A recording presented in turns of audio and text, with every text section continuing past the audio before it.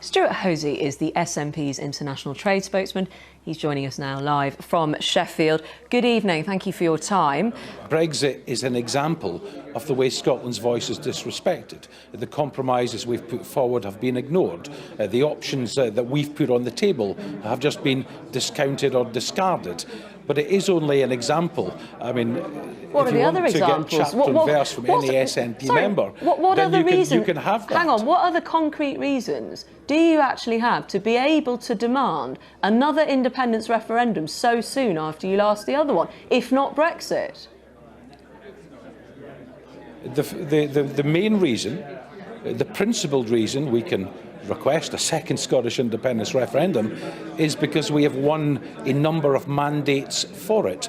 And if we win another mandate by winning the general election in Scotland on the 12th of December, that mandate itself is enough in a democratic sense to demand a further subsequent second Scottish independence referendum. That's democracy.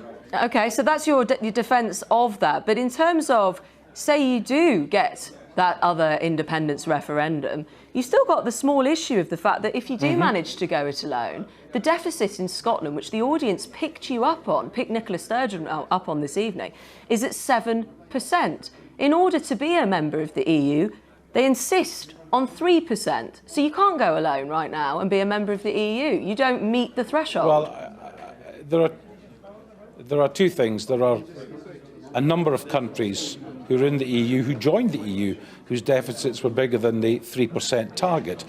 And secondly, and more importantly, if the deficit is that big, that's not built up by the Scottish Government. They run a balanced budget. That's a deficit as Scotland as part of the UK. And I've always found it a particularly weak argument, as the First Minister said tonight, for unionists to say, you know, we've messed up your economy, please give us the power to continue messing up your economy. That simply isn't credible. If anything, it's an argument for independence, not an argument to stop the democratic wishes of the Scottish people. Stewart Hosie, thank you very much for your time.